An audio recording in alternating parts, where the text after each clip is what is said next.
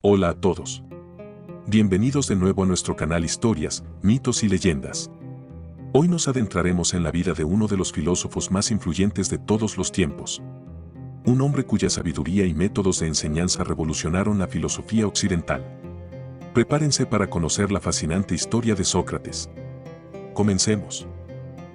Sócrates de Atenas, 469 a 399 AC, se encuentra entre las personas más famosas de la historia universal debido a sus contribuciones en el desarrollo de la filosofía de la antigua Grecia, las cuales proporcionaron los cimientos de toda la filosofía occidental. Es por esta razón que se lo conoce como el padre de la filosofía occidental. Originalmente era escultor, y es posible que haya tenido otras diversas ocupaciones, entre ellas la de soldado, hasta que el oráculo de Delfos le dijo que era el hombre más sabio del mundo. Con el objeto de demostrar que el oráculo se equivocaba, se embarcó en la misión de interrogar a todos aquellos que eran considerados los más sabios, y, al hacerlo, demostró que el oráculo estaba en lo correcto. Sócrates era el hombre más sabio del mundo porque no afirmaba saber nada de importancia.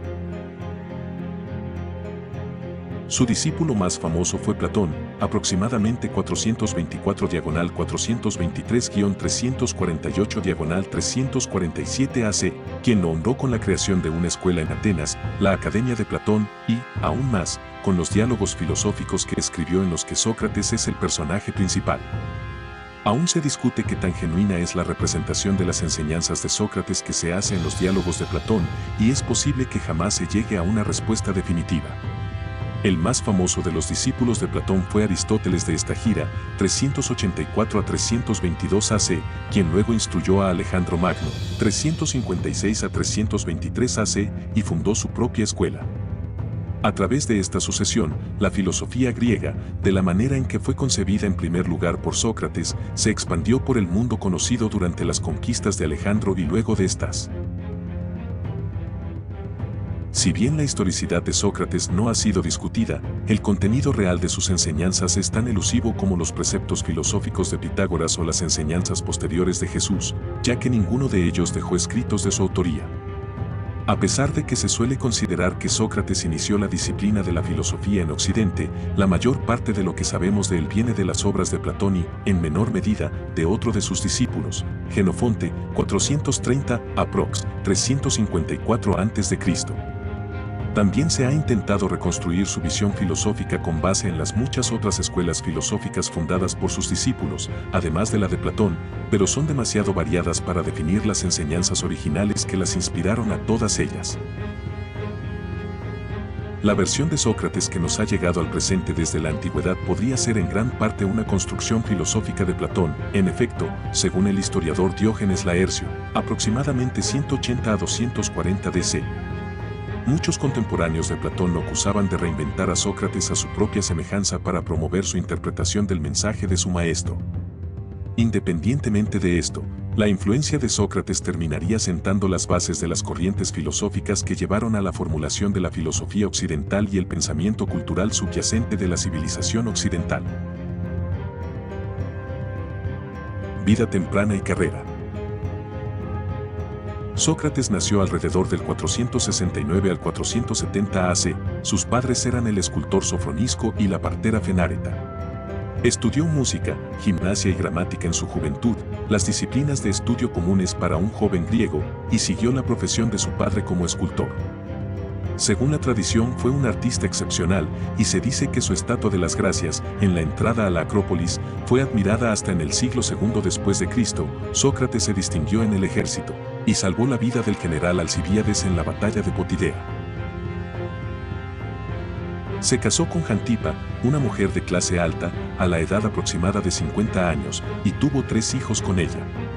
Según autores contemporáneos de él, como Jenofonte, estos muchachos eran increíblemente tontos y no se parecían en nada a su padre. Aparentemente, Sócrates vivió una vida relativamente normal hasta el momento en que el oráculo de Delfos le dijo que era el más sabio entre los hombres. Su intento de desafiar la sentencia del oráculo dio inicio a la carrera que lo llevaría a convertirse en filósofo y en fundador de la filosofía occidental. El oráculo y Sócrates. Cuando Sócrates estaba en la mediana edad, su amigo Querefonte le preguntó al oráculo de Delfos si había alguien que fuera más sabio que aquel, a lo cual el oráculo respondió ninguno. Sorprendido por esta respuesta, y con la intención de demostrar que el oráculo se equivocaba, Sócrates comenzó a interrogar a las personas que eran sabias, según la opinión que ellos mismos y que los demás tenían de ellos. Descubrió, para su gran sorpresa, que los de mayor reputación de sabios estaban casi carentes de ella, mientras que aquellos que parecían inferiores eran más inteligentes. Platón, Apología, 22. Los jóvenes de Atenas se maravillaban observando a Sócrates cuestionar a sus mayores en el mercado, y pronto obtuvo un séquito de jóvenes que lo seguían. Por su ejemplo y sus enseñanzas, muchos de ellos abandonaban sus aspiraciones y se dedicaban a la filosofía, del griego filo, amor, y sofía, sabiduría, literalmente, amor por la sabiduría. Entre estos se encontraban Antístenes de Atenas, aproximadamente 445 a 365 AC, fundador de la escuela cínica; Aristipo de Cirene, aproximadamente 435 a 356 AC, fundador de la escuela cirenaica; Jenofonte, cuyas obras influirían en Zenón de Sitio, aproximadamente 336 a 265 AC, fundador de la escuela estoica; y el más famoso de ellos, Platón, autor de los Diálogos. Las principales fuentes de información acerca de Sócrates, entre muchos otros. Todas las escuelas filosóficas importantes mencionadas por los escritores antiguos luego de la muerte de Sócrates fueron fundadas por alguno de sus seguidores. Escuelas socráticas. La diversidad de estas escuelas demuestra la amplitud de la influencia de Sócrates y, aún más importante, la diversidad de las interpretaciones de sus enseñanzas. Los conceptos filosóficos enseñados por Antístenes y Aristipo no podrían ser más diferentes, en cuanto aquel enseñaba que la buena vida solo podía lograrse mediante el autocontrol y la abnegación, mientras que éste postulaba que una vida de placer era el único camino que valía la pena transitar. Se suele decir que la mayor contribución de Sócrates a la filosofía fue cambiar el foco de la búsqueda intelectual, pasando de la ciencia física, desarrollada por los filósofos presocráticos, como Tales, Anaximandro, Anaxímenes y otros, al mundo abstracto de la ética y la moral. Más allá de la diversidad de escuelas que se reconocían herederas de sus enseñanzas, todas ellas ponían el énfasis en algún tipo de moral como su base fundacional. El hecho de que la moral propuesta por una escuela fuera rechazada por otra es evidencia de la gran variedad de interpretaciones del mensaje central de Sócrates. A pesar de que los estudiosos tradicionalmente se han basado en los diálogos de Platón como fuente para conocer al Sócrates histórico, los contemporáneos de Platón afirmaban que éste había creado a un personaje al que llamaba Sócrates, al que utilizaba como vocero de sus propias visiones filosóficas. Célebres entre estos eran Fedón, autor de obras que no se han conservado y compañero de Platón, cuyo nombre es famoso por uno de los diálogos más influyentes de este, y Jenofonte, cuya obra Memerebilia ofrece una visión de Sócrates distinta de aquella mostrada por Platón. Sócrates y su visión. De cualquier modo en que se interpreten sus enseñanzas, parece claro que el foco principal de Sócrates estaba puesto en cómo vivir una vida buena y virtuosa. La frase que Platón le atribuye de que una vida sin examen no es digna de ser vivida, Apología, 38b, parece ser cierta, en tanto él realmente inspiraba a sus seguidores a pensar por sí mismos en lugar de seguir los preceptos de la sociedad y las supersticiones sobre los dioses y el comportamiento humano. A pesar de las diferencias entre la imagen de Sócrates que dan Platón y Jenofonte, ambos lo describen como un hombre al que no le importaban en absoluto las distinciones de clase ni el comportamiento apropiado, que hablaba con la misma naturalidad con mujeres, sirvientes y esclavos que con aquellos de las clases más altas. En la antigua Atenas, el comportamiento individual se estaba relacionado con un concepto conocido como eusebia, que a menudo se traduce como piedad, pero que se acerca más al concepto de deber o al de lealtad a un camino. Al negarse a cumplir con los preceptos sociales ordenados por la eusebia, Sócrates enfureció a muchos de los hombres más importantes de la ciudad, dándoles motivo para acusarlo de manera legítima de haber roto la ley al incumplir estas costumbres. El juicio a Sócrates. En el 399 a.C., Sócrates fue acusado de impiedad por el poeta Meleto, el curtidor Anito y el orador Licón, quienes buscaban que se le diera la pena de muerte. La acusación decía: Sócrates es culpable, en primer lugar, de negar a los dioses reconocidos por el Estado e introducir nuevas divinidades y, en segundo lugar, de corromper a los jóvenes. Se conjetura que estas acusaciones estaban motivadas tanto por razones personales como políticas, ya que Atenas buscaba eliminar todos aquellos elementos asociados con el flagelo de los 30 tiranos de Atenas, que acababan de ser depuestos. La relación entre Sócrates y este régimen venía por su antiguo discípulo, Critias, que era considerado el peor de los tiranos y de quien se decía que había sido corrompido por Sócrates. También se sugiere, con base en el diálogo platónico Menón, que Ánito culpaba a Sócrates por corromper a su hijo. Según se dice, Ánito había estado preparado a su hijo para una vida dedicada a la política hasta que el muchacho comenzó a interesarse en las enseñanzas de Sócrates y abandonó sus aspiraciones políticas. Como los acusadores tenían a Critias como ejemplo de que el filósofo corrompía a los jóvenes, parece que el precedente era conocido por el jurado, aunque esta evidencia no haya sido utilizada en el juicio. Ignorando el consejo de sus amigos y rechazando la ayuda del virtuoso orador Lisias, Sócrates decidió defenderse solo en el tribunal. Los abogados no existían en la antigua Atenas y los litigantes contrataban, en cambio, a un redactor de discursos. Lisias estaba entre los que cobraban más caro por sus servicios, pero, debido a su admiración por Sócrates, se los ofreció de manera gratuita.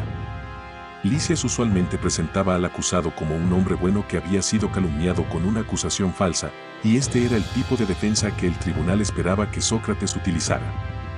Sin embargo, en lugar de justificarse y rogar por su vida, Sócrates desafió al tribunal ateniense, alegando su inocencia y presentándose a sí mismo como el Tábano de Atenas, un benefactor que se sacrificaba para mantenerlos despiertos y conscientes.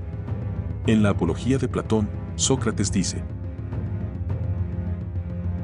si me condenan a muerte, no encontrarán fácilmente, aunque la comparación suene ridícula, a otro que esté junto a la ciudad como una especie de tábano junto a un caballo grande y noble pero lento por su tamaño, que necesita ser aguijoneado. Parece que el Dios me ha puesto junto a la ciudad con ese propósito, y por eso estoy constantemente posándome junto a ustedes, para despertarlos, persuadirlos y reprocharlos todo el día. Platón deja en claro en su obra el escaso contenido de las acusaciones contra Sócrates, pero también enfatiza la indiferencia de Sócrates hacia las sensaciones del jurado y el protocolo del tribunal. Se lo muestra a Sócrates rechazando el asesoramiento profesional ofrecido por el escritor de discursos y, más aún, negándose a actuar de la manera que se esperaba de un acusado en juicio por un delito capital. Según Platón, Sócrates no tenía miedo a la muerte, y le dijo al tribunal: temer a la muerte, amigos míos, es solamente creernos sabios sin serlo realmente, pues es creer que sabemos lo que no sabemos. Ya que nadie sabe si la muerte no es, quizás, el mayor bien que puede acaecerle al hombre. Pero el hombre le teme como si supiera con certeza que es el más grande de los males. Luego de este pasaje, Platón expresa la célebre posición filosófica de Sócrates en la que el maestro dice, desafiante, que es su deber optar por servir a la divinidad por sobre la conformidad con la sociedad y sus expectativas. En un extracto famoso, Sócrates enfrenta a sus conciudadanos con honestidad y dice: atenienses, los respeto y los amo, pero obedeceré al Dios antes que a ustedes, y mientras siga en vida y con fuerzas, jamás cesaré de practicar y enseñar la filosofía, aconsejando a quien sea que encuentre y diciéndole: amigo mío, ¿por qué, siendo ciudadano de la grandiosa, poderosa y sabia ciudad de Atenas, estás tan obsesionado con aumentar tu fortuna, tus honores y tu reputación, y tampoco te importan la sabiduría, la verdad y la grandeza de espíritu? ¿No te avergüenza? Y si éste me responde y dice que si le importan, no lo dejaré, sino que lo interrogaré y lo examinaré una y otra vez, y si pienso que carece de virtud mientras dice poseerla, lo reprocharé por despreciar las cosas más valiosas y tener en mayor estima aquellas que valen menos. Y esto se lo diré a todo aquel que encuentre, joven y viejo, ciudadano o extranjero, pero principalmente a los ciudadanos, pues compartimos la sangre. Quiero que sepan que esta es la orden del Dios, y creo que jamás le ha ocurrido a esta ciudad algo mejor que mi servicio al Dios. No hago más que persuadirlos, a jóvenes y ancianos por igual, de que antes que su cuerpo y sus posesiones cuiden primero y ante todo la grandeza del espíritu. Les digo que no viene del dinero la virtud, sino de la virtud del dinero, y todos los demás bienes del hombre, públicos y privados. Esta es mi enseñanza, y si ella corrompe a los jóvenes, mi influencia es en efecto ruinosa. Pero si alguien dice que no es esto lo que enseño, no está diciendo la verdad.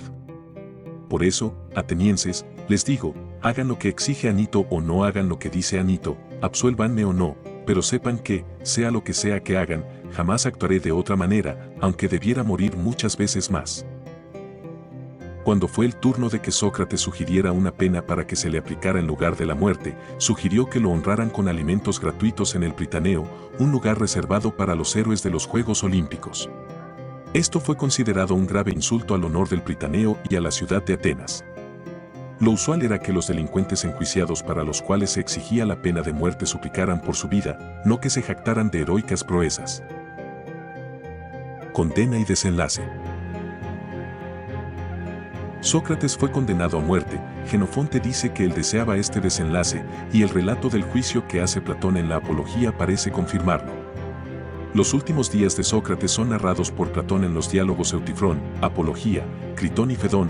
Este último narra el día de su muerte, por ingesta de cicuta, rodeado por sus amigos en su celda en Atenas.